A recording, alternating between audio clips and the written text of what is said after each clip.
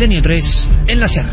A partir de este instante, 2 horas y media de comunicación, de misterio, de aprendizaje, de asombro, todo lo que pasa en el mundo y que a veces no se cuenta, lo contamos nosotros. Otoño de 1973, en algún punto del monte Aizcorri. Madre mía, ¿pero dónde estamos? Pues calculo que... sí, a unos 3 kilómetros de Segama, más o menos. Los jóvenes, con sus mochilas a la espalda, llevaban algo más de 2 horas ascendiendo por un serpenteante camino de piedras. Anda que si lo llego a saber. ¿El qué? Oscar optó por no contestar. Venga, ¿qué farfullabas? Pues que si me dices en el apeadero que esto iba a ser tan duro, te aseguro que me lo hubiera pensado 2 veces. Vamos, hombre, que no es para tanto. El paisaje debería darte fuerzas. ¡Lagun, no corras! Carlos no quería perder de vista a su perro, un pastor alemán de 3 años que a menudo le acompañaba en sus rutas. Y esa es otra. El perro como si nada. No lo entiendo, pero ¿cómo lo hace? Está acostumbrado a seguirme el ritmo, así que menos quejarse y más darle a la bota. No querrás que Lagun te deje en evidencia. Yo lo único que quiero es sentarme. Y más pronto que tarde. Bueno, tranquilo. Estamos a punto de llegar a los Miqueletes. ¿Y eso qué es? Un refugio de montaña. Está al lado del túnel de San Adrián. Llegaremos en unos 10 minutos. Suena bien. Hay sillas. No tiene remedio, tío. La última vez había unas cuantas, sí. Pues vamos. Los 2 jóvenes y el fiel perro no tardaron en divisar el refugio. La zona, situada entre 2 valles, siempre había sido un lugar fronterizo.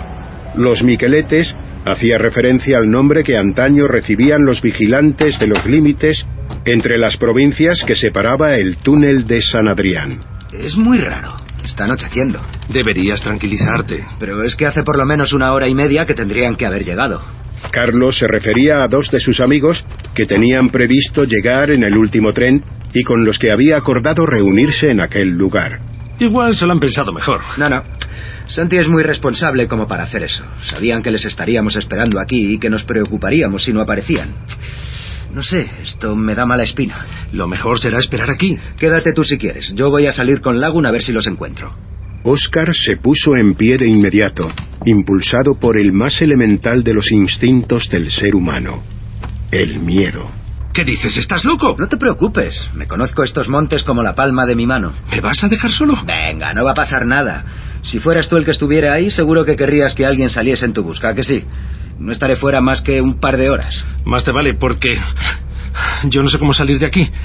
Llévate la linterna. No hace falta, hay luna llena, se ve perfectamente. ¿Y tú eres el experto? O coges la linterna o no dejo que salgas por esa puerta. Vale. ¡Vamos, Lagun!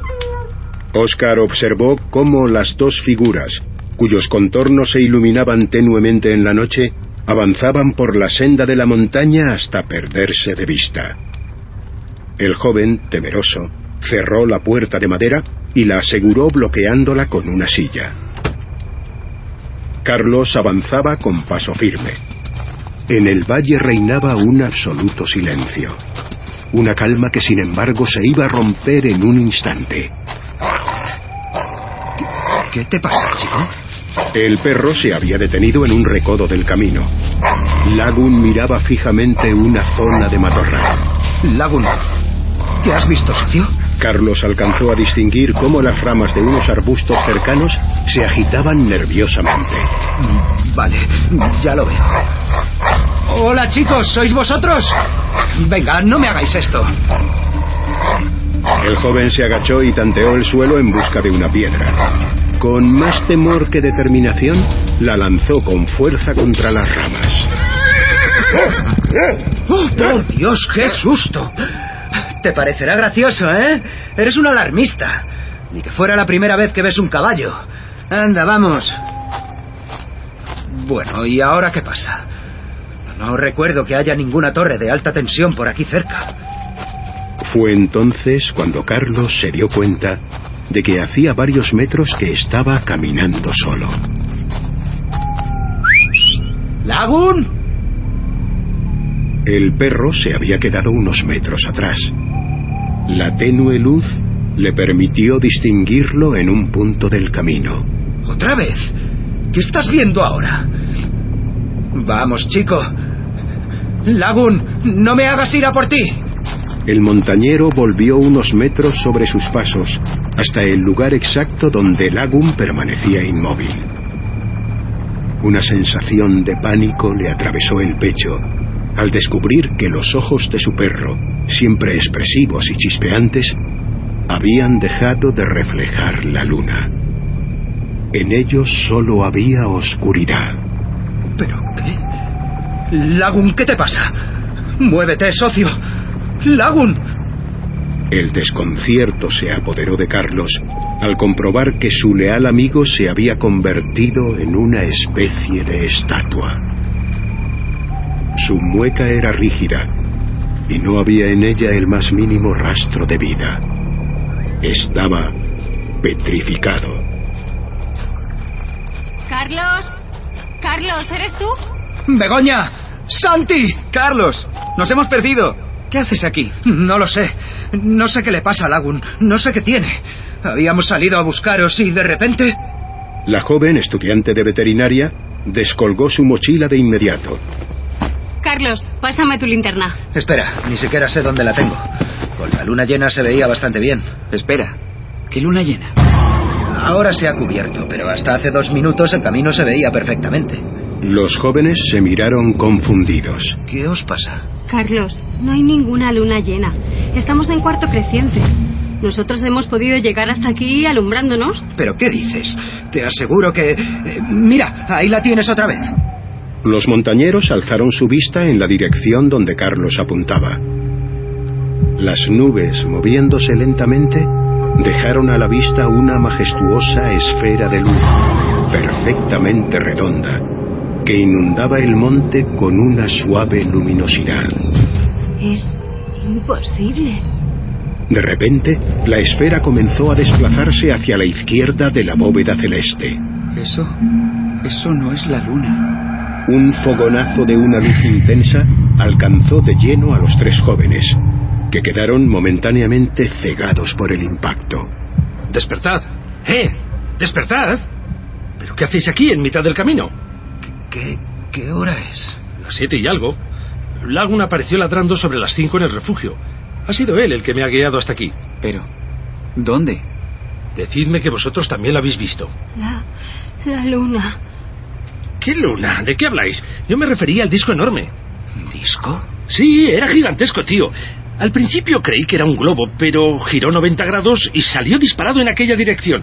Era algo sólido, eso seguro. Empezó moviéndose muy despacio, pero al cabo de 1 minuto cogió velocidad.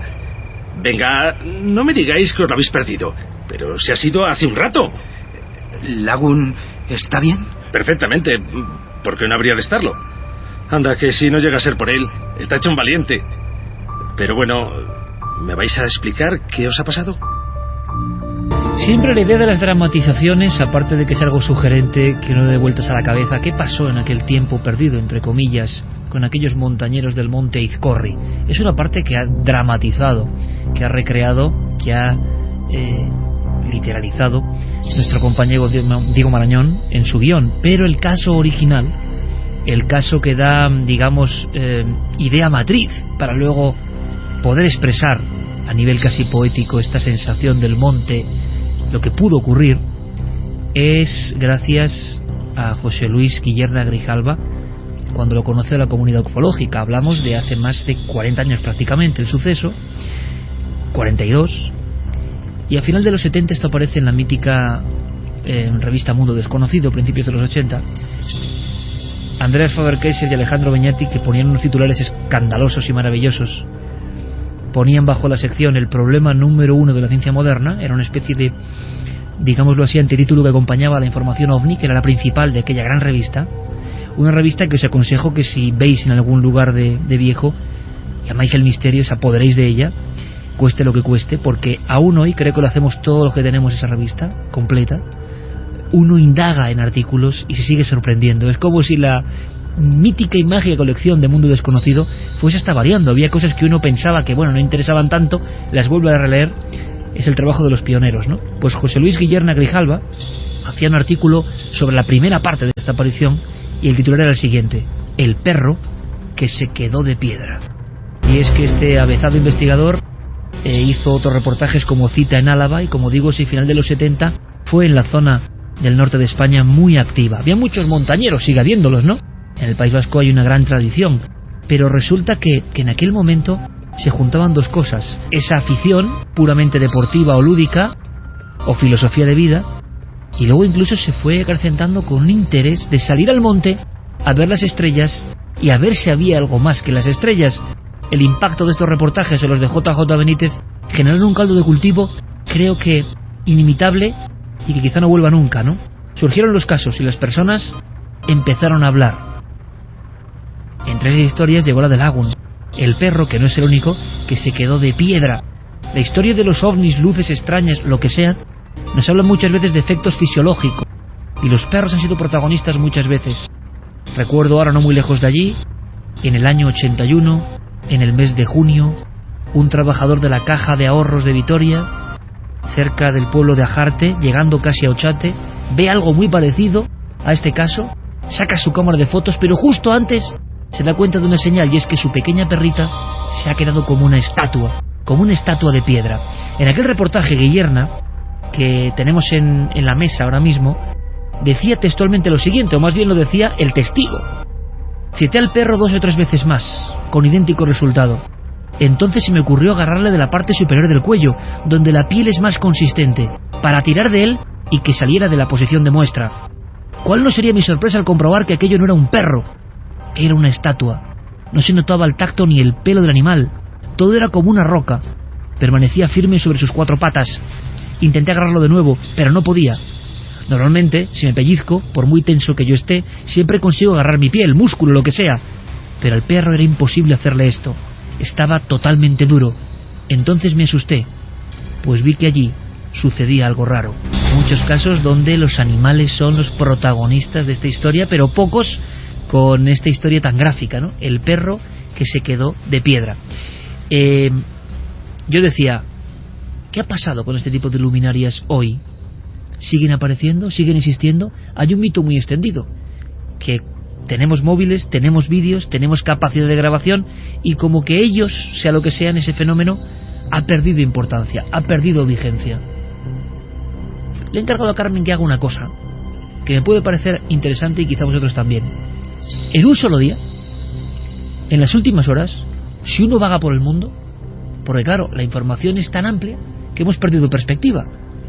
Vamos a los mismos sitios, buscamos las mismas noticias, somos presos de la misma cárcel virtual, creyéndonos libres, al final hacemos recorridos muy similares. Brasil y Argentina.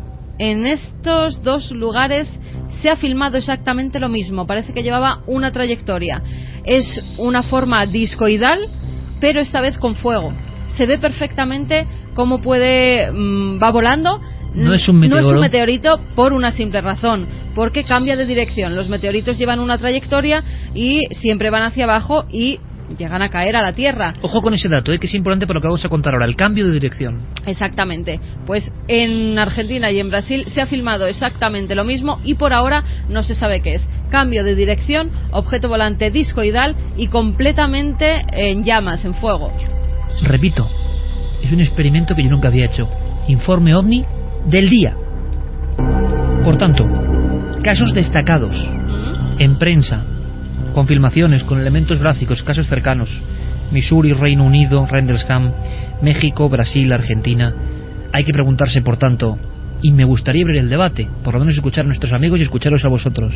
Y esta misma noche, ¿por qué no una noche cualquiera, como siempre digo, esta misma noche, en algún páramo de España, en alguna montaña elevada del norte, como ocurrió en el monte Izcorri, en algún lugar de costa, en algunas dehesas, por ejemplo en Extremadura o Salamanca, en las marismas, donde tantas veces han surcado ese terreno pantanoso, las luces, mitad disco, mitad imaginación popular, en lugares donde el folclore es muy fuerte, adquieren otro significado. Esta misma noche, sin que nosotros nos demos cuenta, esta noche de frío, todos con nuestros móviles, tabletas, creyendo controlar el mundo, y quizá más cerca de lo que pensamos, al otro lado de los tabiques de piedra, al otro lado del cortijo del caserío, ¿podrán estar de nuevo danzando estas extrañas luces? Hay como una especie de mito que se repite en torno a ellos. Ya nos han dado por imposibles, sea lo que sean. ya no se aparecen tanto y sin embargo tenemos más medios que nunca. Bueno, pero... ¿Quieren hablar Santi y Javi? Hablad. Mira, quizá la clave esté en todos esos medios de los que tú hablabas. A lo mejor no es que el fenómeno sea esquivo, a lo mejor es que somos nosotros los que estamos dejándolo de lado. Quizá esos medios que nos servirían para grabarlo, para difundir el fenómeno, para tener más pruebas que nunca de él, lo que hace es servirnos de estímulo para alejar nuestra mirada del cielo. De hecho, cuando uno quiere mirar Marte, ya no mira al cielo en busca de Marte, teclea en Google dónde está ese planeta, o busca una aplicación que le diga o que le indique dónde está ese planeta, la distancia que hay a la Tierra, todos los datos que uno necesita saber. De alguna forma hemos perdido un poco ese romanticismo de mirar al cielo por esa frialdad tan objetiva de mirar a la pantalla de nuestros ordenadores. A mí eso me ha gustado, me ha gustado. Sí, además la grandeza del experimento que ha hecho Carmen es que hemos cogido el día de hoy absolutamente. No estaba mal la idea, ¿verdad, Santi? No está nada mal, pero desde luego los ovnis no nos han abandonado. Todos los días, y es, por ejemplo, y ellos se circunscriben simplemente al ámbito norteamericano, se puede consultar la página del MUFON, es una de las organizaciones ufológicas más importantes del mundo, con más trayectoria y con más prestigio, y todos los días hay algo. La tengo delante. Hoy efectivamente estaba el caso de Missouri que decía Carmen. O sea, se complementa con la prensa y el archivo ufológico, porque por lógica del archivo ufológico uno se puede tener más reticencia, ¿no? Pero cuando salen en prensa quiere decir que ha sido algo muy sonado, ¿no? Efectivamente. Pero el 28 teníamos uno en Luisiana, y el 27 otro en Tennessee, y el 26 uno en California. Hasta el 25 y el 24 no tenemos nada, no todos los días. Qué curioso. Pero casi todos los días. Pero mira, es curioso también el experimento que se puede hacer incluso con los mails que llegan. A mí me llegan los mails siempre, los de Milenio 3 y los de Cuarto Milenio, a mi buzón. Y personas que no se conocen de nada, en días concretos, de repente te empiezan a llegar que han visto un montón de objetos volantes no identificados. Luego hay semanas que no llega absolutamente nada, con lo cual algo están viendo, algo está ocurriendo, y son personas que no se conocen para nada. Y esos son testimonios, lo que decía Santi, son testimonios de personas que con su teléfono móvil han logrado captar esa imagen, que con su teléfono móvil o con su tableta han logrado grabar un vídeo, con lo cual es que gracias a esa tecnología también se está teniendo día a día informes con material fotográfico o de filmaciones que antes no se tenían. Antes simplemente estaba el testimonio de la persona. Lo que pasa es que parece que no interesa tanto a nivel mediático. Claro, es que precisamente ahondando en la idea que comenta Carmen, yo iba por ahí mi reflexión, ¿no? Nosotros hemos tenido muchísimos casos en los que únicamente contábamos con el testimonio de los testigos y con la buena fe de ese testimonio, si es que se les quería creer, o la mala fe, directamente descartarlo. Pero ahora, ¿qué pasa? Que tenemos una saturación de información. Los que nos dedicamos a esto y tenemos puestas alertas con la palabra ovni, UFO, etcétera, recibimos numerosos casos a lo largo del mismo día. Es decir, pueden haber muchos avistamientos, muchas informaciones, que por supuesto muchos de ellos habrá que descartar. Eso Exacto. Queda clarísimo, ¿no? Que muchos tendrán un objeto digamos común, natural, pero habrá un porcentaje, por tanto, que quizás siga siendo claro, pero misterio, ese es ¿no? quizá el problema, que hay muchas filmaciones, muchas fotografías, es decir, lo que antes no había. ¿Y qué ocurre? Que son a veces tan estrafalarias las informaciones que llegan, por ejemplo, como esta del volcán, ¿no? Que parece difícil creer que un objeto pueda acercarse tanto a un volcán que está en erupción, ¿no? Que no sé si es que se ha creado una especie de corriente de escepticismo con relación, dando como poca importancia a este tipo de casos que nos van llegando. Fijaos a diario. qué curioso, Clara, compañeros. Hay un fenómeno de saturación gráfica. Cuando uno ve las revistas del gremio u otros lugares que se limitan a recopilar los casos, a la cuarta imagen de un puntito en el cielo, uno ya evidentemente por saturación ha perdido el interés, ¿no? Pero daos cuenta de una cosa. Yo decía que entre el año 73, sobre todo el 75 y el 80, 74 y el 80, España vive una oleada que nunca más volverá a vivir. Hoy, con alguna visita que teníamos de buena gente de Córdoba, que está trabajando bien las cosas, gente que se mueve, parece que hay un renacer cultural del patrimonio inmaterial, de lo desconocido, de los temas que tocamos en Milenio. Es evidente y nos enorgullece, hay un renacer a nivel de instituciones, de interés en las rutas, de interés en mostrar estas cosas. Bien, pero ha habido mucho tiempo de un páramo absoluto. Entre el año 74 y el 80, esos montañeros, como hemos dramatizado ahora, esa gente estaba como muy sensible y quería saber qué ocurría. Pero veréis, ¿por qué en el año 80 se cambia todo, cambia la historia de los ovnis de una forma brusca. Si hacemos un gráfico, cae como si cae la bolsa un día de estos tremendos, porque había una saturación de casos. Es decir, había una saturación enorme de historias, algunas muy espectaculares, los periódicos todos los días con noticias ovni, pero no había ninguna respuesta. Estábamos tan perdidos como ahora. Decía precisamente José Luis Guillerna, el informador de esta historia que ha recreado Diego Marañón, por supuesto con la ayuda magnífica de José María del Río en la narración, la voz José María del Río, Alfonso Saz en la realización, Iván Jara, Elisa Chía, José Antonio Páramo o Eduard Naranjo. Gracias a ellos hemos vivido esa sensación que Javi ha descrito perfectamente. Es que no es la frialdad del iPad, ¿no?, que te enseña todo. Hemos perdido esa conexión con ese sentimiento que hemos intentado recuperar esta misma noche. Pues ese investigador a la vez decía, cuando yo empezaba en todo esto hace no sé cuántos años, hacía un símil, ¿no?, muy bonito. La ventana de mi casa era la única encendida en la noche mirando las estrellas, ¿no?, buscando algo más. Hoy, se refería a final de los 70, todas las ventanas, muchas noches, en una metáfora, están encendidas de gente que está mirando las estrellas y buscando, atisbando esa magia. Ojalá vuelva esa magia, porque lo curioso, y me gustaría mucho escuchar vuestras reflexiones y lo que opinéis sobre este tema, lo curioso es que el experimento de ovni diario, que podríamos hacer en otras ocasiones, nos da casos, lo que ha contado Carmen, son casos muy fuertes, potentes, no de ver una lucita en el cielo. Pero es que en Argentina, por ejemplo, están pasando cosas que no nos llegan, que no aparecen casi en prensa, y que, ojo, estamos investigando encuentros de tercer tipo. Yo espero que nuestro compañero Hildebrand, nuestro buen amigo, esté atento y pueda proporcionarnos información sobre algunos casos, Fernando Silva Hildebrand, sobre algunos casos que se han producido, hablo de los últimos meses, semanas, pero ojo, con supuestos tripulantes, entidades, como esos casos que se veían en el 70, que ya apenas hay, y que son sorprendentes. De momento nos habla de algo muy parecido: el perro casi petrificado, observando unas luces extrañas que se acercan a una hacienda, y un final terrible y curioso para lo que han llamado en Argentina caso Pablo. Pero resulta que esto queda en los cenáculos de investigadores que llevan toda la vida en esto. Fernando Silva nos lo cuenta. El caso Pablo, vamos a llamarlo así para reservar la identidad del testigo, sucede con 3 avistamientos. El principal ocurre el 16 de octubre, en el momento en que el testigo estaba preparándose para salir de su casa. Él vive en una zona rural en las afueras de La Plata, que es una de las grandes ciudades argentinas. En ese momento él encuentra que sus perras se muestran inquietas, como si estuvieran previendo algo. Estas perras son perras de campo, acostumbradas a los ruidos extraños, a la noche. Esto sucede sobre las 20, las 8 de la noche, hora argentina, y entonces él mira por la ventana y ve una luz increíble que variaba del naranja a rojo. Esto, por supuesto, le provoca un estado de estupor, un estado de miedo.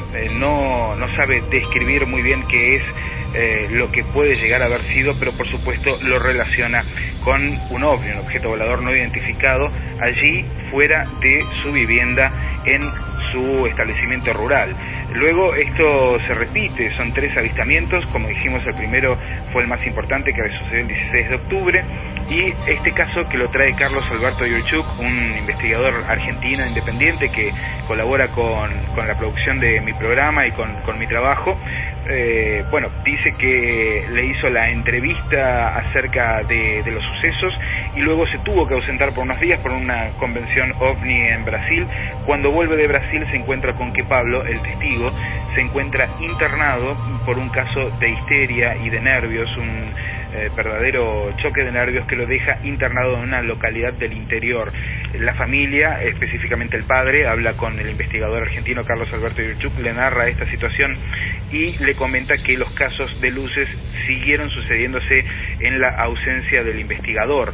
Hasta la fecha no se ha podido comunicar con esta persona por encontrarse en este estado y está esperando poder hacerlo para poder ampliar este caso y conocer un poco más acerca de qué es lo que pasó para que Pablo, este productor rural de la zona de La Plata, quede internado en medio de la histeria y del pánico. Las 2:13 en la cadena SER para toda España, para todo el mundo.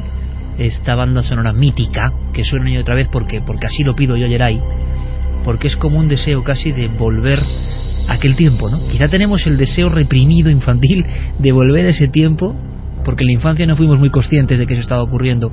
Las ventanas de los viejos bloques de las afueras de algunas ciudades se encendían, al igual que se encendían las linternas en el monte intentando encontrar respuesta, una respuesta esquiva, una respuesta que siempre parece lejana, el eterno juego de las luces y los ovnis, si es que son ovnis, o qué son, que aparecen, que se esconden como un teatro, y que eso sí, tanto dejan petrificados a los perros como a las personas, porque estos protagonistas, como tantos otros, nunca vuelven a ser los mismos. Entre estos montañeros, y esto es una parte de la realidad del caso, había auténticos beligerantes escépticos. Esto me encanta, beligerantes escépticos, o sea, que se habían proclamado como en contra del fenómeno ovni, y aquella noche en el monte Izcorri cambiaron absolutamente su vida después de percibir lo que sus ojos estaban contemplando.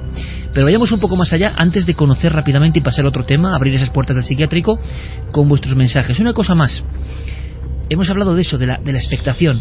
Pues por fortuna, y también con un poco de añoranza lo digo, eso se está viviendo, por ejemplo, ahora mismo en algunos lugares de Argentina, en este momento en que pensamos que no hay información. Las personas están viendo extrañas luminarias, pero hasta el punto de que una persona absolutamente eficaz y honesta como Fernando Silva Hildebrand, nuestro compañero, director del programa Ciencia y Misterios en Argentina, y que seguro nos va a dar muy buenas informaciones para Milenio 3, estamos en pleno proceso de colaboración. Él mismo, una de estas noches, como buen investigador, ha visto una de esas luces que están llamando la atención en la zona del corazón de Argentina. Ahí estaba, y sobre todo, como ha dicho Carmen antes, con un elemento concreto. A ver si descubrís el elemento. Hay una cosa que pasa con las luces en el cielo, que es lo que nos tiene que hacer pensar en que estamos viendo algo extraordinario, algo extraño, algo que no es normal.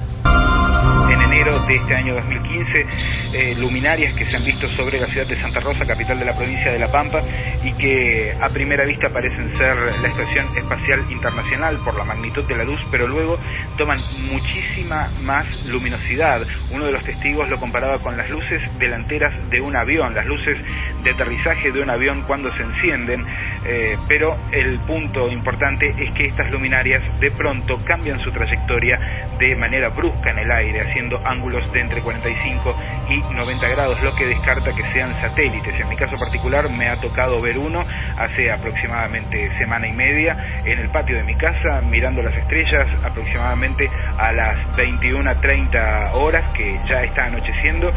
Pude ver una de estas luminarias que avanzaba sobre la ciudad de Santa Rosa, capital de la provincia de La Pampa, y que de pronto se detiene en el aire y cambia de dirección con unos 90 grados. De esta manera se descarta que sea un satélite, que sea la Estación Espacial Internacional o incluso que sea un objeto volador conocido, ya que ese tipo de giros es totalmente imposible.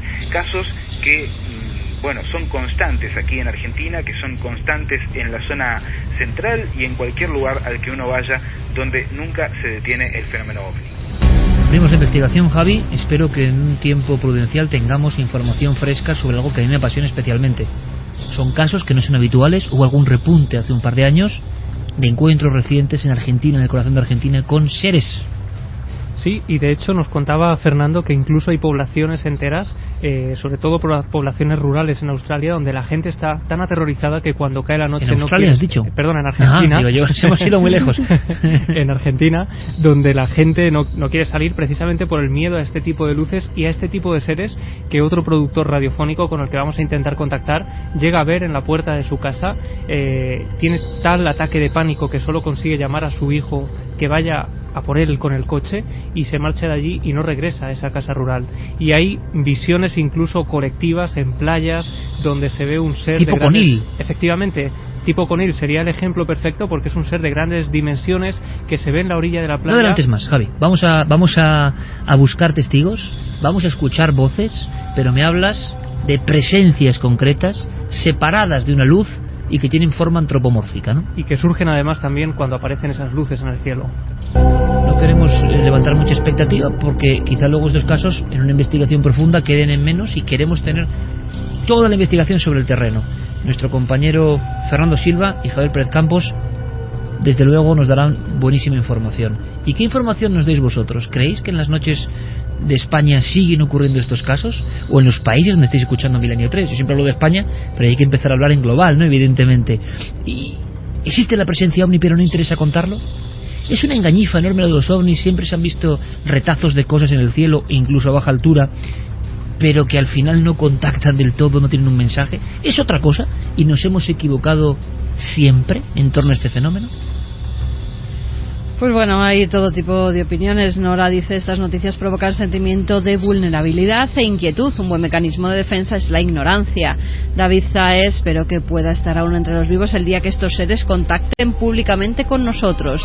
Hispana Guerrera dice: quizá hasta los pilotos de los ovnis nos hayan dado por perdidos y se hayan desinteresado. Mar HL: y si en lugar de ET sean humanos que nos visitan desde un futuro en el que ya es posible viajar en el tiempo, puestos a divagar. Va cogiendo mucha fuerza. Esa no se decía en los 70 y ahora va cogiendo mucha fuerza, ¿eh?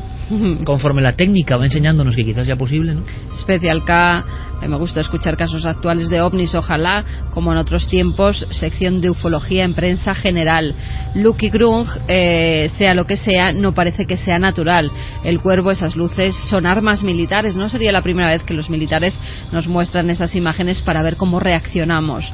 Johnny Moreno: un familiar cercano mío fue testigo del ovni en Canarias en marzo de 1979. Sí. Nunca habló con la prensa. 5 de marzo. Antonio Rubio: ¿os acordáis de aquel volcán impronunciable de México de la temporada pasada? Pasa igual que con este volcán nuevo. Popocatépetl. Que por cierto ya surgía en las portadas de revistas de los años 70-80. Ya os traeré la portada porque la encontré el otro día y me quedé alucinado. Parece que la actualidad ovni en realidad resurge. Es un bucle. Totalmente. Ya el volcán Popocatépetl, que hemos sacado por lo menos 2 o 3 filmaciones que yo no sé qué explicación pueden tener, son fragmentos de algo, pero de objetos que parece que salen de la caldera. Ya era protagonista de fue historia. portada, además, creo que la revista es Contacto Extraterrestre. Sí, que claro, es, claro. Mexicana, además. Sí. Y allí aparecían en portada los ovnis del volcán Popocatépetl. Y de hecho, esas imágenes se parecían muchísimo a estos cilindros que veíamos surgir hace escasos meses. Antes de las cámaras filmadoras del lugar. Estaban las fotografías de los testigos in situ. Pues eso está muy bien, ¿eh? Porque en los últimos tiempos las cámaras de vigilancia... Y ya se habla de bases ovni, ¿no? En los volcanes.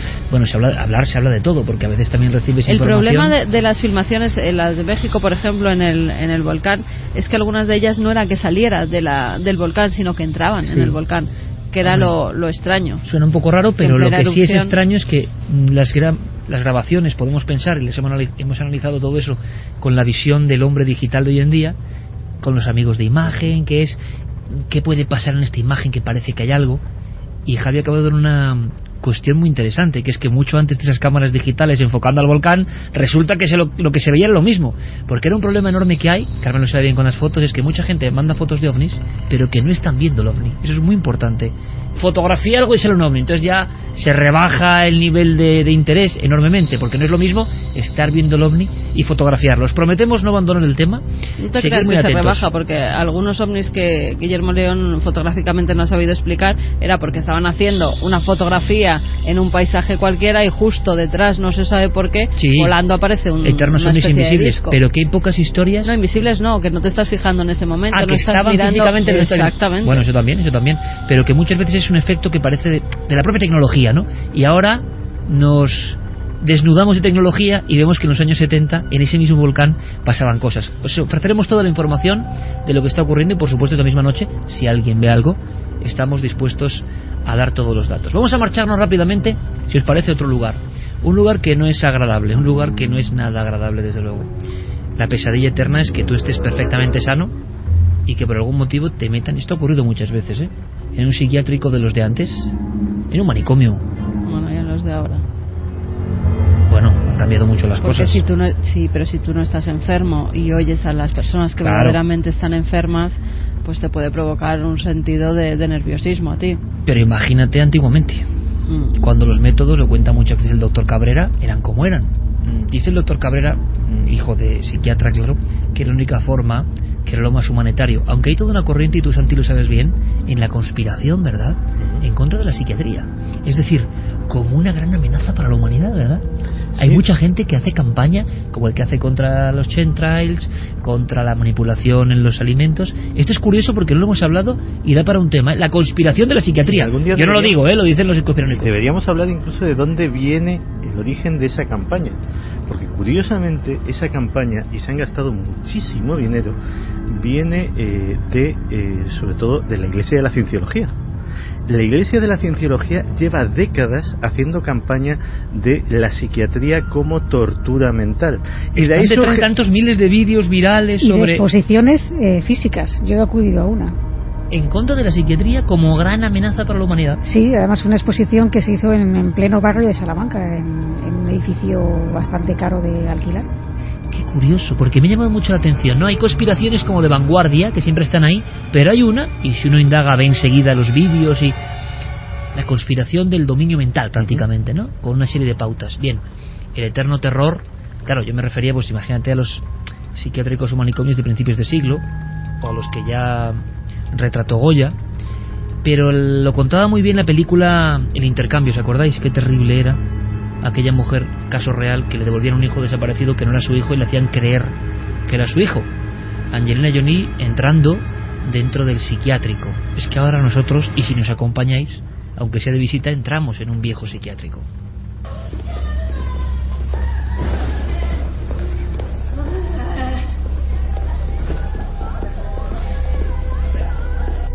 Este es tu cuarto. El doctor está fuera. Te verá por la mañana. Necesito hablar con alguien que tenga autoridad. Lo siento. Mi cuarto. No. Este es mi cuarto. ¿Puedo hacer una llamada? El derecho al teléfono se gana por buen comportamiento. No se te permiten periódicos, revistas, libros, radio y objetos afilados. Es por tu propio bien. Escúchame. Mi cuarto. Este es mi cuarto. Mi cuarto. No, este es mi cuarto. Mi cuarto. Mi cuarto. Mi cuarto. Mi cuarto. Mi cuarto. ¡Era mi cuarto! La compañera de celda, las toallas mojadas, los electroshocks. Eso era una inocente, era alguien que estaba perfectamente sana. Le había engañado la autoridad. Por eso los psiquiátricos, evidentemente, los manicomios antiguamente, como se decía, pues han sido lugares propensos para las historias de terror. En este caso la revolución viene desde México, pero con una historia basada en hechos reales, en un lugar donde pasaron muchas cosas, claro. Sí, porque el 5 de febrero, es decir, la semana que viene, se estrena en México la película Archivo 253. Una película que nos trae a colación la historia de un viejo edificio situado en la Ciudad de México, que tiene una historia bastante curiosa tras de sí. Pero bueno, es que incluso en esta misma película han pasado cosas. Es decir, aquí ahí se entremezcla un poco las dos historias, ¿no? La real y la de la filmación de la película. La verdad es que lo curioso es que esta película se ha ido a rodar precisamente a este lugar, a la clínica psiquiátrica San Rafael, que estaba situada en la Avenida de los Insurgentes Sur, 4177. Y bueno, pues la historia de por qué se va a ese lugar, el propio director Abe Rosenberg la explica, ¿no? Él acudió a esta clínica para echar un vistazo con vistas a otro proyecto que tenía en mente realizar allí. Lo que pasa es que al visitar el edificio se da cuenta de que va a ser demolido próximamente, ¿no? Se dio la orden de demolerlo en 2013, aunque el edificio estaba cerrado desde 2009 y solamente había personal de seguridad. Entonces, claro, al ver que tenía muy poco tiempo para realizar el proyecto original, decidió darle la vuelta a la historia y plantear una historia de terror que se pudiera rodar dentro de ese mismo escenario, aprovechando esa situación en que estaba cerrado al público, pero que tenía que ser justo antes de que se demoliera, obviamente. Entonces, bueno, si os parece, podemos conocer un poco la historia de esta clínica, y tenemos aquí preparada una historia real que sucedió, al parecer, en este lugar. El sonido no es muy bueno, hay que decirlo, es una vieja grabación de Televisión Azteca, si no me equivoco, sí. Tiene ya unas décadas y no se escucha muy bien, pero sí que tiene algo de bizarro y dramático. Es un reportero que cuenta algo a las puertas de ese lugar, y es un paciente que, como le pasaba a Angelina Jolie en el intercambio, fue metido ahí a la fuerza, sin estar enfermo. Tiene su fuerza, vamos a escucharlo. Entrar a un psiquiátrico puede ser una experiencia muy impresionante para un visitante. Sin embargo, el visitante sabe que puede salir. Pero ¿qué pasa cuando alguien que asegura que no está loco es internado a la fuerza aquí? TV Azteca visitó a Mario, quien pasó por esta situación cuando solo tenía 19 años. En 1980 yo era un adolescente que quería salirme de mi casa De alguna manera a mi madre no le gustó la idea. Ella recurrió a un médico que se ostentaba como psiquiatra. Este médico, sin conocerme, sin haberme visto siquiera, me diagnostica enfermo mental. A solicitud de la madre, los médicos irrumpieron una noche en casa de Mario. Lo sedaron y se lo llevaron a la fuerza a la clínica San Rafael. Cuando despertó, Mario estaba amagado en una Bartolina. Según cuenta, allí recibió un tratamiento que apaciguaría su rebeldía. 20 sesiones de electrochoques en un periodo de 38 días y 7 días de gasoterapia. Con esto Mario olvidó hasta su nombre, y si bien se tranquilizó, terminó terriblemente dañado física y moralmente. Entré en estados de depresión, entré en estados de suicidio. Yo me quería matar porque ya no resolvía nada. Mi cerebro, como era de adolescente de 19 años, había quedado como de 10. Pues bien, esta clínica fue construida entre 1945 y 1949 y el objetivo principalmente era dar atención a pacientes con enfermedades mentales. En 1969 se amplió la clínica para poder albergar hasta 200 enfermos. Y en 1998 se decidió dar cobertura a pacientes con esquizofrenia y psicosis con bajos recursos económicos. Sin embargo, parece ser que las prácticas que se realizaban en el interior de esta clínica no eran ortodoxas, ni tampoco era la praxis, se distinguía por una buena praxis, ¿no? De hecho, según hemos podido tener acceso a alguna información relativa, aunque se supone que era un proyecto para gente con bajos recursos, hay muchos testimonios en la red de gente que si se pagaba dinero introducían o ingresaban a un paciente que a lo mejor no estaba tan mal como se decía. El proyecto estaba financiado con fondos mexicanos y franceses, bajo la dirección de médicos especialistas del Hospital Santa Ana de París y de la institución Monte Albán de México. Y como decimos, pese a las buenas intenciones que en inicio tenía, fue protagonista esta clínica de numerosos escándalos que incluían el maltrato a los pacientes, algunos de los cuales habían sido, como decimos, internados en contra de su voluntad, como hemos escuchado incluso en este testimonio. ¿Me estás contando, Clara, que había familias, vamos a ver, que se estilaba, entre comillas, el hecho del el rebelde de la familia, por cualquier otra circunstancia, lo ingresamos aquí a la fuerza?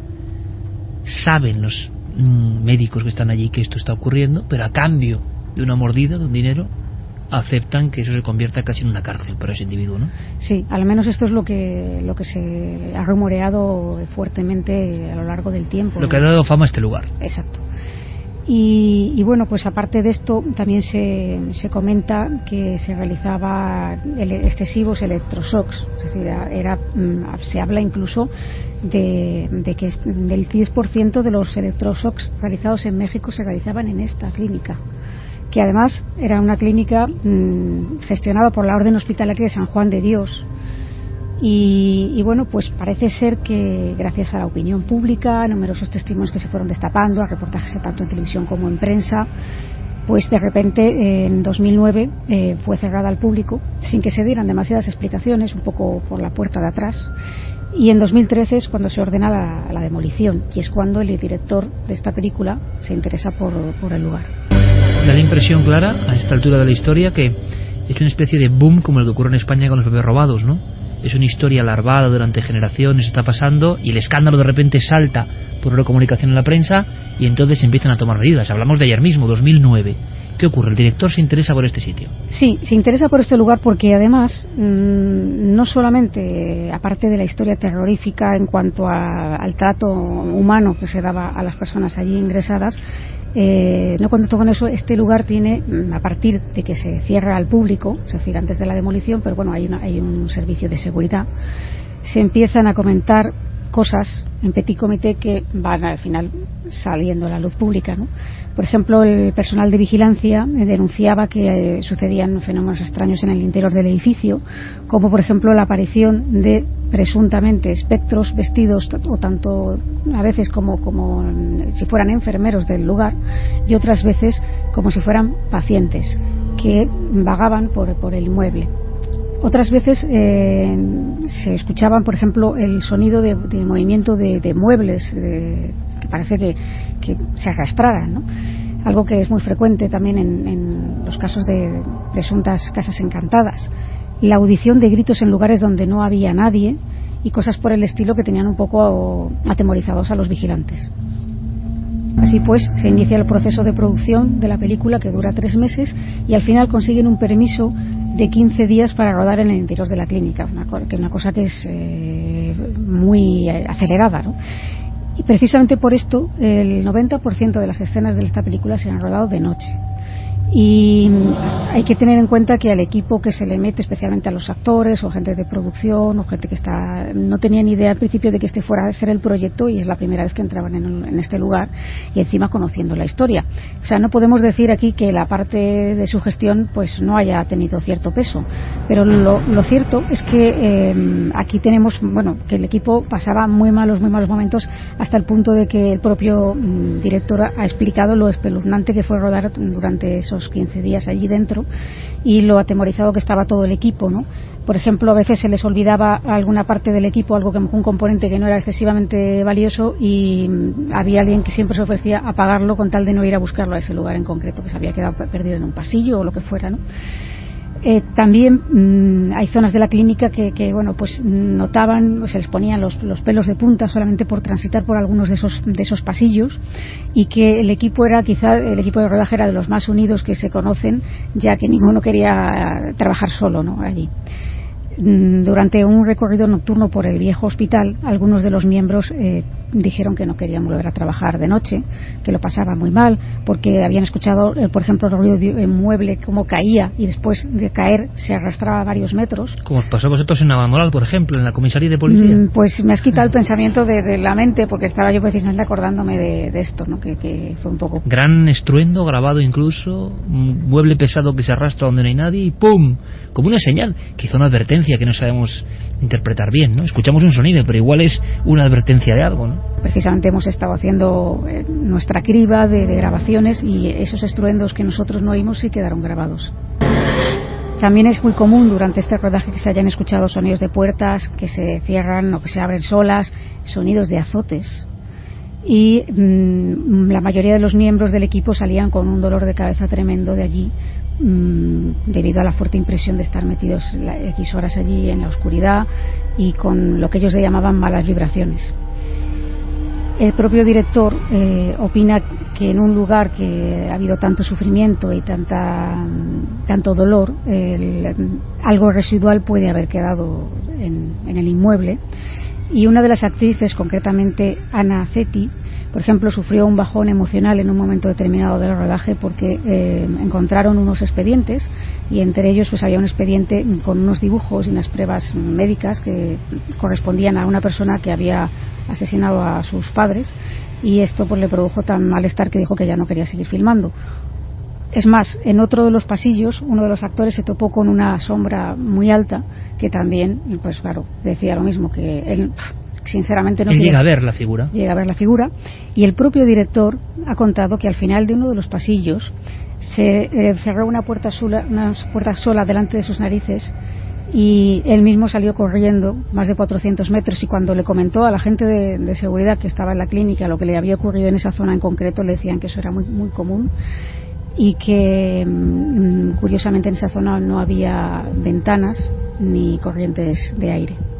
2:38, muchos pensarán, bueno, puede ser una argucia, ¿no?, en el aspecto hoy en día de publicitar un film, de intentar echar a carne en el asador, pero es curioso porque lo cuentan tampoco es tan espectacular, sino que más bien es como un equipo le ha pasado, que ha ocurrido en España también, francamente mal, sin ver grandes cosas. Hombre, de la sombra sí, pero de inventar te inventas otras cosas, ¿no? Que has llegado a ver todo tipo de historias para promocionar tu film. Sin embargo, aquí el testimonio es bonito. ¿En qué sentido? Un grupo, y sabemos lo que es la producción cinematográfica o televisiva, han estado con ese perpetuo dolor y mala vibración por estar en uno de estos sitios. Yo estoy recordando ahora la sensación que estabas contando, seguro que lo he contado más de una vez, cuando estuvimos en los sótanos de Carabanchel, donde estuvo el Garrote Vil, y donde estaban las celdas, donde ha habido más de un ajusticiado.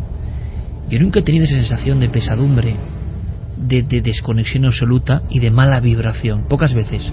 No era una cuestión fantasmagórica, era una cuestión que parece que hay lugares que de verdad han dejado como si fuera gelatina, ¿no?, la densidad del tiempo. Puede ser algo parecido. La película se llama Archivo 253. Santi, tienes que hacer ese viaje, ¿eh? Por la historia esta de la campaña, no sé si es real o no, ahí ya lo dejo en tu mano, de convertir la psiquiatría y la experimentación psiquiátrica en una especie de amenaza al nivel de las grandes conspiraciones. Pues lo haremos, y déjame que te cuente una cosa que me ha venido a la mente después de lo que ha contado Clara. Hace un par de años tuve ocasión de conocer a Jon Ronson, uno de los grandes del periodismo de investigación actual, de The Guardian, y me contó una historia.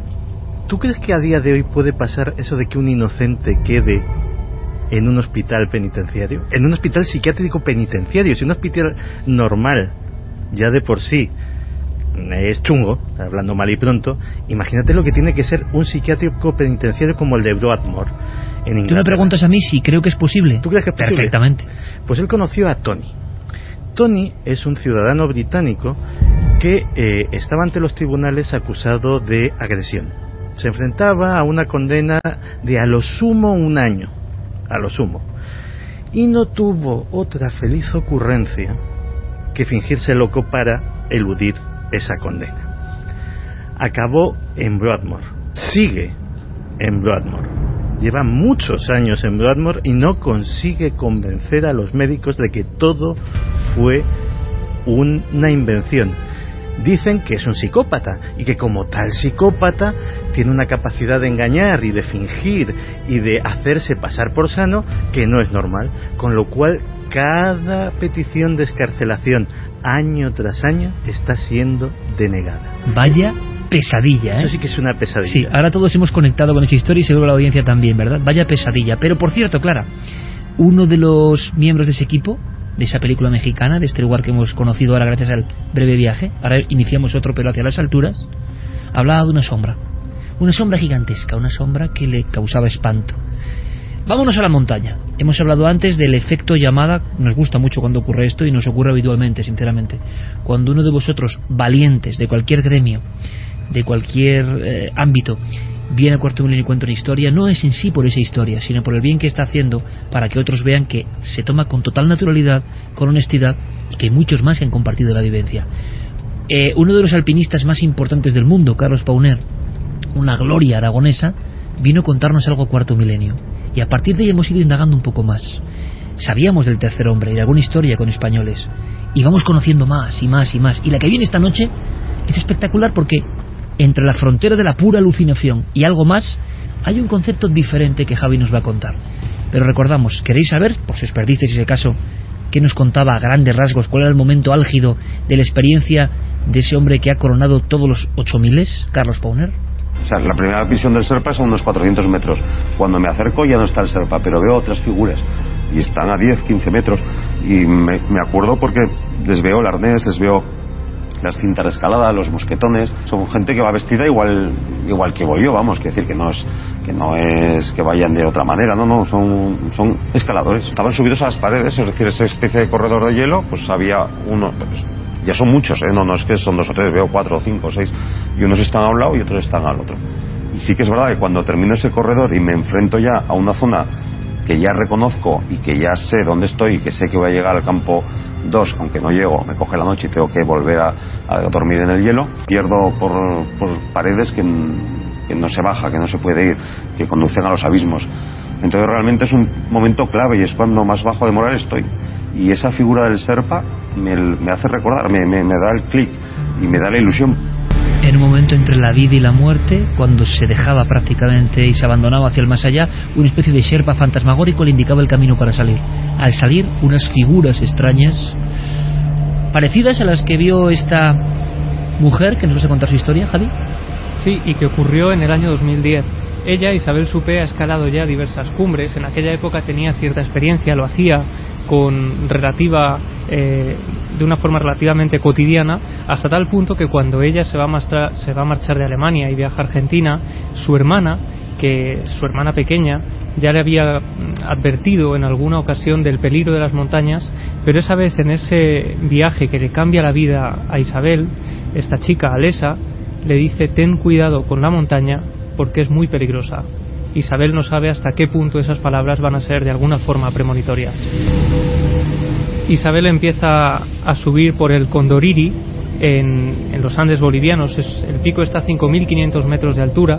Ella va con su compañero, con un escalador australiano, Peter Comelius, que va con ella.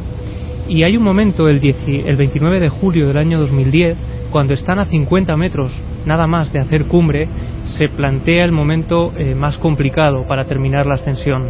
Son las 5 de la tarde, está cayendo la noche, han llegado a una parte de la montaña que es prácticamente una pared vertical con un hielo muy viejo. Dice Isabel que es un hielo complicado en el que no les queda más remedio que colocar ahí los anclajes para terminar la subida, y lo hacen así, colocan esos anclajes, la cuerda va atada un extremo al lado de Peter y un extremo en su lado, y van ascendiendo poco a poco.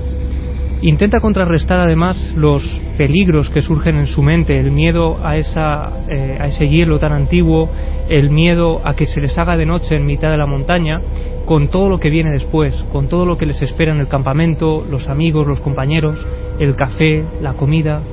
Sin embargo, un resbalón de Peter hará que todo eso cambie en cuestión de segundos. Y es que cuando están a escasos metros de la cumbre, Peter da un paso, dan otro paso, intentan coordinarse más o menos, hasta que en un momento determinado Peter da un paso en falso y entonces se precipitan al vacío. Una pendiente de 400 metros, una caída de 400 metros de altura a la que es prácticamente imposible sobrevivir, y en la que además durante esa caída van golpeándose en la cara y en el cuerpo con los diferentes salientes de la montaña. Y en cuestión de segundos el cuerpo de Isabel y el cuerpo de su compañero Peter impacta contra el suelo. Es un choque brutal, y Isabel nos recuerda perfectamente cómo esa caída de 400 metros fue como un tiempo que no terminaba nunca. Lo más llamativo es la cantidad de tiempo que a uno le queda para pensar mientras uno cae, y mientras en realidad no transcurren más de segundos, quizás un minuto. La verdad no sé cuánto tiempo habrá sido, pero en definitivo no fue mucho, y para mí fue una eternidad. En la caída por poco me arranco el pie, y si bien no lo arranqué totalmente, quedó muy mal herido, más que un dolor, la sensación más impresionante que habré tenido en toda mi vida, lo cual en una situación así sería una condena a muerte. Cuando vuelve en sí, Isabel piensa que ha muerto, que ha despertado en el reino de los muertos, que es imposible haber sobrevivido a una caída así.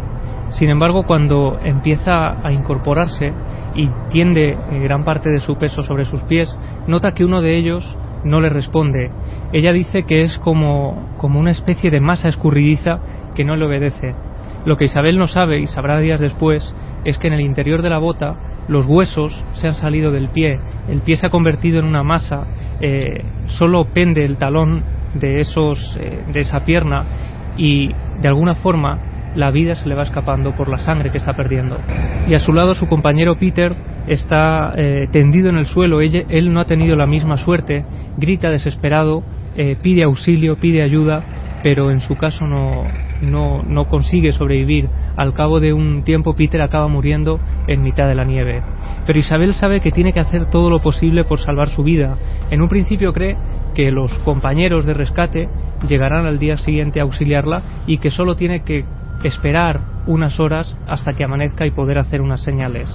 Lo que ocurre es que la primera noche, en mitad de esa oscuridad completa y absoluta, aparecen unas figuras que no deberían estar allí.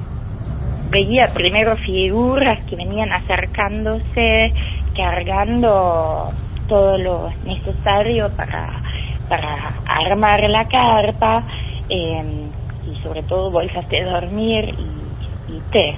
Y durante un primer momento me llenaban de esperanza, y después me generaban una frustración inmensa. Y no solo eso, sino que Isabel Suppé, como cuenta en su libro Noche Estrellada, donde relata toda esta experiencia con gran detalle, cuenta que esas figuras oscuras la invitan en un momento determinado a meterse dentro del saco de dormir, donde ella estará más caliente, donde podrá descansar, y sabe inconscientemente que si hace eso, que si entra en uno de esos sacos, que si se decide a dormir, lo hará para siempre y no despertará.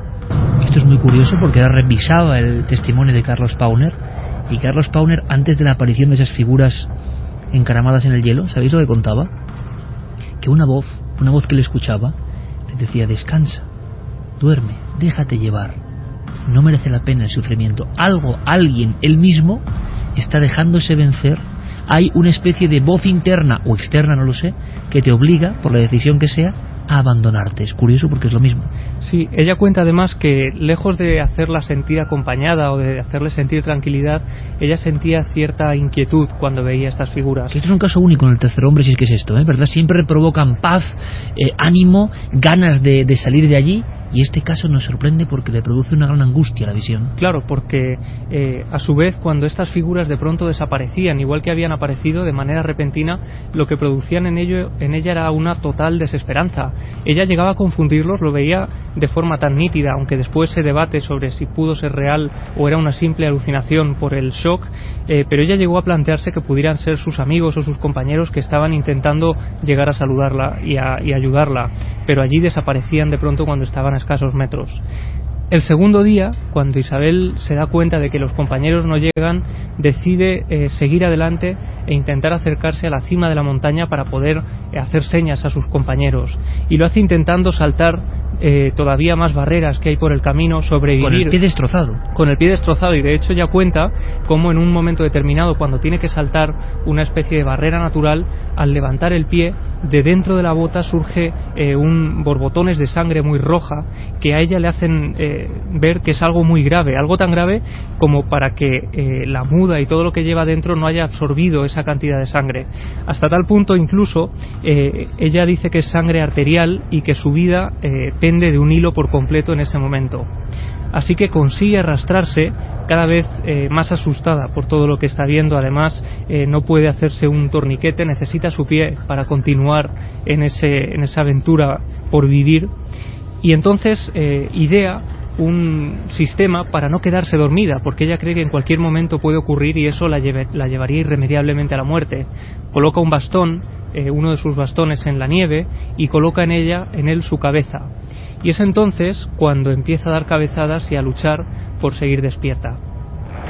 Hay un momento determinado, ya en la segunda noche, los compañeros no llegan, y entonces ella, una vez más, empieza a ver una pequeña luz a lo lejos que va acercándose lentamente. Cuando me despertaba y volvía a ver el filo, veía unas figuras que caminaban por el filo, que eran figuras así como uno vería en circunstancias normales a una figura humana lejana que se viene acercando por un filo de montaña con la única iluminación de las estrellas. Solo que después se iban deformando porque les crecían las piernas y los brazos. Ella desangrándose, sea shock o no, o el shock le provoca una visión de algo real, yo no lo sé, de unas figuras por el filo de la montaña. Mira que he escuchado cosas, por el filo de la montaña, esta pobre mujer que está desangrándose, van unas figuras que va viendo cómo se deforman los brazos y los pies, las piernas y los brazos. Y en ocasiones van incluso en comitiva. Ella los ve en principio uno a uno, solitarios, caminando por el filo de la montaña, pero después llega a ver a varios de ellos juntos y acercándose a ella, deformándose poco a poco. Pero los ve estando despierta. Y lo que ocurre es que en un momento determinado ella ya empieza incluso a retrotraerse a momentos felices de su vida. Eso que dicen de que cuando estás a punto de morir, tu vida pasa por delante de tus ojos y recuerdas los momentos más felices. Pues eso empieza a ocurrirle a ella, empieza a recordar cosas que le gustaban en vida, cosas que le encantaban, todo en la soledad de esa montaña. Sin embargo, las figuras continúan surgiendo en la lejanía, en la soledad de ese lugar, acercándose a ella y transmitiéndole esa sensación de inseguridad. Vamos a escuchar de nuevo a Isabel relatándonos por qué estas figuras le producían esa desesperanza. En los momentos de lucidez empecé a pensar en estas alucinaciones como una especie de imagen enemiga, porque me daba cuenta que la esperanza que ellos me infundían me agotaba, o sea, la esperanza y la frustración que seguía esos momentos de esperanza, sobre todo al principio, cuando a cada vez que veía una figura, trataba de incorporarme, de pararme sobre mi pie bueno, y hasta les hacía señales de luz y gritaba, y todo eso me hacía gastar el poco calor que me quedaba y me agotaba. Y ese tercer día, cuando ya está amaneciendo... 3 días con el pie así, con la sangre arterial... Efectivamente, 2 noches, y es al tercer día... Preguntaba Clara que precisamente en las noches son las apariciones de las sombras, es curioso, no por el día, sino por la noche. Siempre durante la noche, y es esa tercera mañana, cuando ya está amaneciendo, vuelve a ver unas figuras por ese mismo lugar por el que había visto las sombras durante la noche. Estas figuras van caminando por el filo de la montaña. Isabel empieza a hacerles gestos, y esta vez las figuras responden, sí que son humanos y han llegado a salvar su vida. Por tanto, ¿quiénes eran las figuras anteriores? ¿Era una especie de bucle en el tiempo? ¿Era una especie de lo que estaba por venir? ¿Por qué esa deformación? Y Clara ha estado muy avispada. Ocurre solo en las noches. Si uno está desangrando y lógicamente pensamos en el shock y la alucinación será todo el día, no solo por la noche, ¿no? Aquí lo que ¿Quiénes ocurre... son esos seres de la montaña que se deforman? Claro, ella lo interpreta de la forma más racional, ¿no? Después de esta experiencia viene todo un periplo con médicos, operaciones, 14 operaciones en ese pie, rehabilitaciones intensísimas, una lucha... Compañero muerto. Efectivamente, el compañero muerto. No solo eso, sino que cuando los compañeros llegan a salvarla, se quedan impresionados. Ella les pide agua, por favor, o algo para llevarse a la boca, y le dicen que no han llevado nada porque ellos iban preparados para bajar 2 cadáveres de la montaña.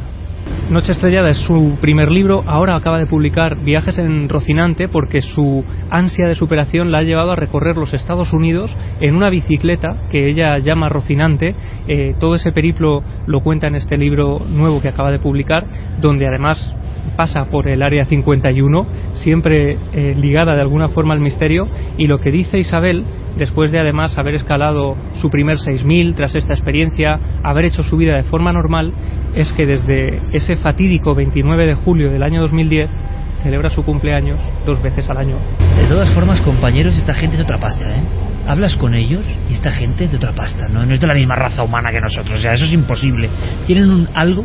Precisamente mañana recibiremos a Irene Villa, donde nos va a contar muchas historias sobre algo que nos adelantó Clara Tahoces en esa magnífica entrevista que a mí me dejó convulsionado. Vaya personalidad de esta mujer, pero mañana creo que nos va a contar todavía más y vamos a sobrecogernos todos. Este afán de superación, alguien que ha estado en esa frontera tan delgada de la vida y la muerte y que se convierte en alguien que se pone a dar la vuelta al mundo en bicicleta, o sea, le surge algo de dentro, que cómo se domina ese algo, ¿no? Mientras otros nos ahogamos en un vaso de agua, digo el público en general, yo mismo, ¿no? Cualquiera, hay personas que en el más profundo abismo renacen, ¿no?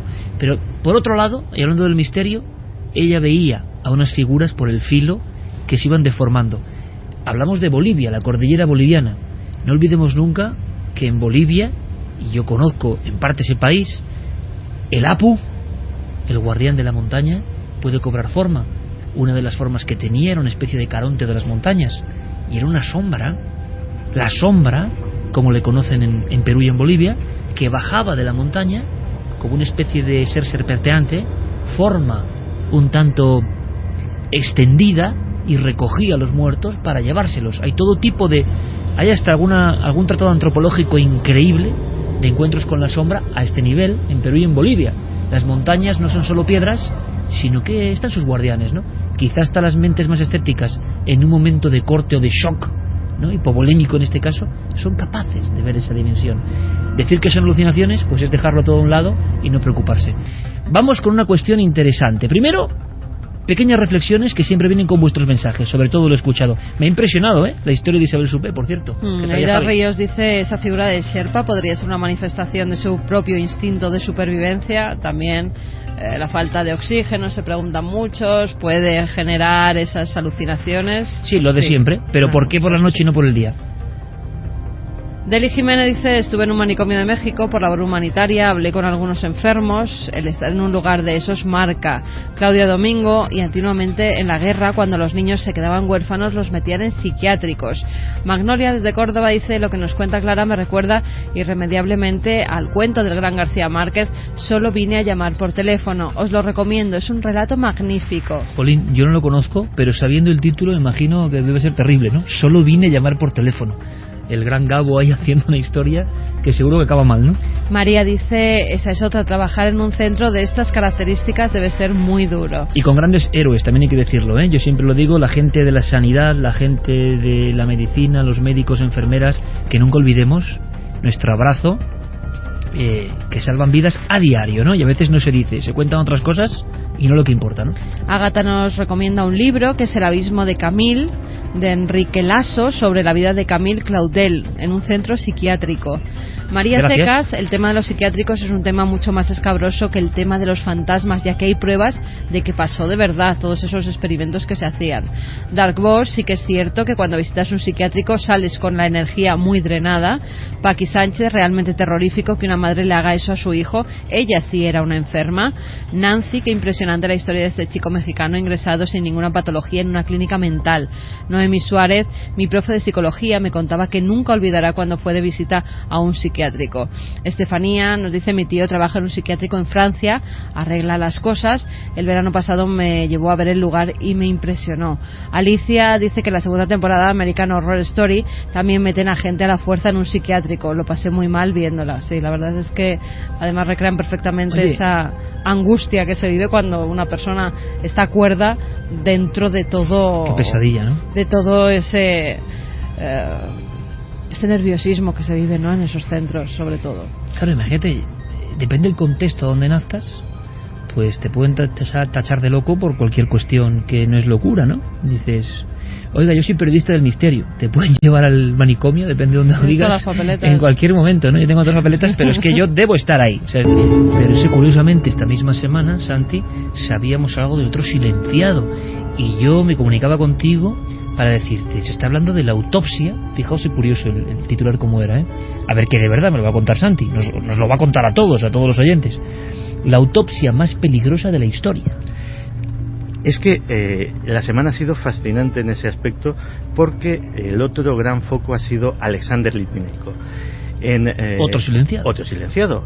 Alexander Litvinenko era un antiguo teniente coronel del FSB, del Servicio Secreto Ruso, el heredero del KGB, que de alguna forma salió díscolo y empezó a denunciar los abusos de Putin, los abusos del FSB sobre la población, etcétera, etcétera. Pero una cosa, Santi, cuando una gente hace eso, porque estás contando cosas que yo no diferencio mucho de otras conspiraciones, casi rayando lo increíble. O sea, ¿dónde está la verdad entre cómo se procede, que parece de película de espionaje mala, o sea, con todos los datos,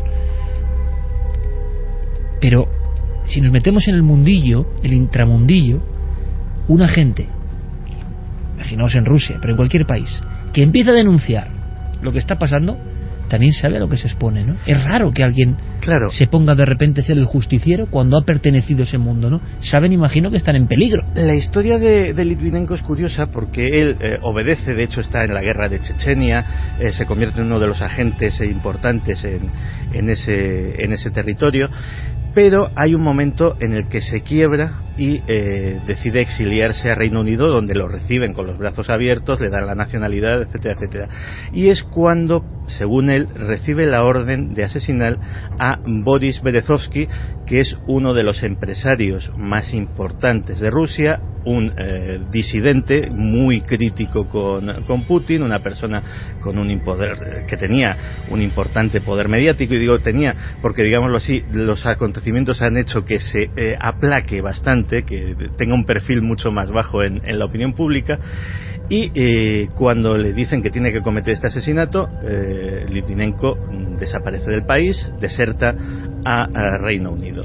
Pues bien, en 2006, en noviembre de 2006, ingresa en un hospital con unos síntomas extraños, y tras 3 semanas y solamente después de una corazonada que tiene uno de los médicos, descubren que ha sido envenenado con polonio 210, una sustancia radioactiva absolutamente letal. Escribe una carta en su lecho de muerte en la que acusa directamente a Vladimir Putin de su asesinato. Sus últimas palabras a uno de sus grandes amigos en su lecho de muerte eran: a mí me han cazado pero no podrán matarnos a todos. Y así es como, y así son sus últimas palabras en su lecho de muerte. Y eso genera una tensión diplomática importante, con acusaciones de Reino Unido a Rusia. Se descubre que había sido envenenado tomando un té con unos enviados que son agentes del FSB, que se reúnen con él en un hotel. ¿Le habían echado la sustancia en el té? Le habían echado la sustancia en el té, pero eso es lo que sabíamos. Créeme si esto no es de novela. O sea, James Bond se queda corto. La diferencia es que es verdad. Pues bien, ahora, hace unos días, concretamente el pasado martes, se abrió por fin el juicio, la investigación del Alto Tribunal Británico sobre la muerte de Alexander Litvinenko. Y las revelaciones que están saliendo ahí son absolutamente... Si ya te ha sorprendido todo esto, que es lo que se sabía hasta ahora, lo que se está averiguando, que entre otras cosas implica a nuestro país, dato que era absolutamente inédito, es increíble. Primero, no era la primera vez que intentaban envenenar a Litvinenko. Le habían aplicado una dosis mucho menor de la misma sustancia un mes antes, cosa que pudieron detectar por el cabello. Es decir, haciendo análisis, el cabello va creciendo y se puede ver los estratos. Pues bien, de repente había efectivamente, digámoslo así, en la zona de las raíces una parte contaminada con ese polonio 210, pero en la zona de las puntas de repente había otra que tenía mucha menor contaminación, pero que también estaba ahí. Es decir, era el segundo intento. Como un árbol, ¿no? Como sí. Los radios de un árbol, pero en vertical. Exactamente, era el segundo intento, y dijeron, bueno, pues con esta dosis parece ser que no le ha pasado nada, pues échaselo todo en el té, que ya esta vez sí que casca.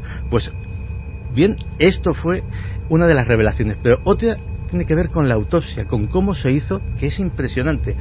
Los jueces británicos dicen que fue la autopsia más peligrosa de la historia. Todos nos acordamos de la crisis del ébola. Pues esa autopsia se hizo casi en las mismas condiciones, con trajes antirradiación, con respiradores autónomos, con limpiezas químicas de los forenses. Porque el polonio sigue activo durante muchísimo tiempo. Sí, y de hecho era cualquier mínima partícula que entre en tu sistema respiratorio o digestivo te puede provocar un cáncer en una semana, en un mes o en 10 años, porque es una bomba de relojería que está ahí en tu cuerpo y nadie sabe cuándo puede estallar.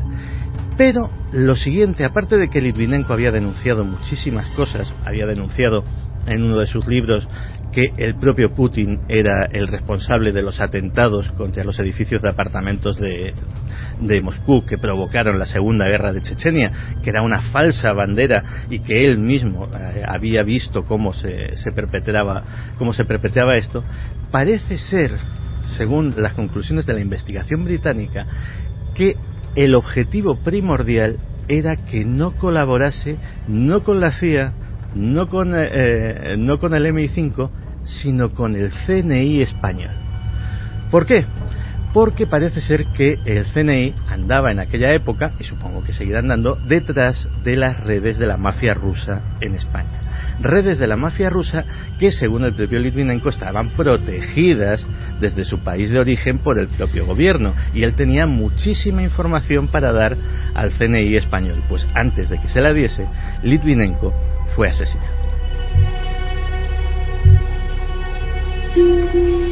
Ha pasado esta misma semana, pero aunque sean titulares muy breves, Santi, la lista de silenciados en el ámbito ya de la conspiración, pues sigue siendo, bueno, nutrida por nuevos ejemplos, ¿no? Sigue siendo nutrida, y voy a citar solo 2 ejemplos, pero podríamos hacer un programa especial.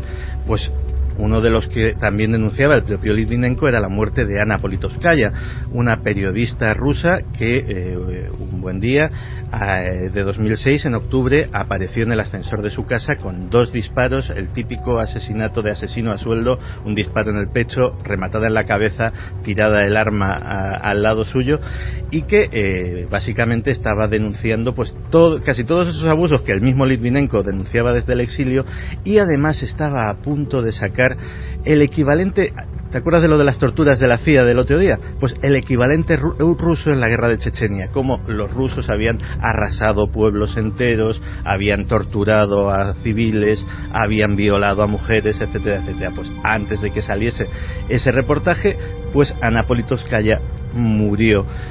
Ha habido condenados en 2013, que ya corrieron años, todo un clan familiar de asesinos a sueldo que al parecer cobraron 150.000 euros por llevar a cabo el trabajo, pero nadie sabe quién lo ordenó, nadie sabe, y lo duda mucho la familia, que estos no sean unos pobres cabezas de turco y que realmente los culpables estén en otro sitio, porque por ejemplo la fisonomía de los acusados no coincide con las imágenes de vídeo del asesino. Es decir, hay un montón de detalles sueltos. Pero al que se crea que estas cosas solo pasan en Rusia, hace muy poquito, el 18 de junio de 2013, en Estados Unidos, también pasó algo curioso. Antes hablaba de un gran periodista de investigación, John Ronson. Pues en Rolling Stone había otra gran estrella del periodismo de investigación que se llamaba Michael Hastings. Michael Hastings había hecho multitud de artículos sobre la CIA, sobre la NSA, había hablado de Snowden, tenía un montón de secretos, pero justo en aquella época, en aquel verano de 2013, estaba preparando un artículo, investigando un artículo sobre el mismísimo director de la CIA,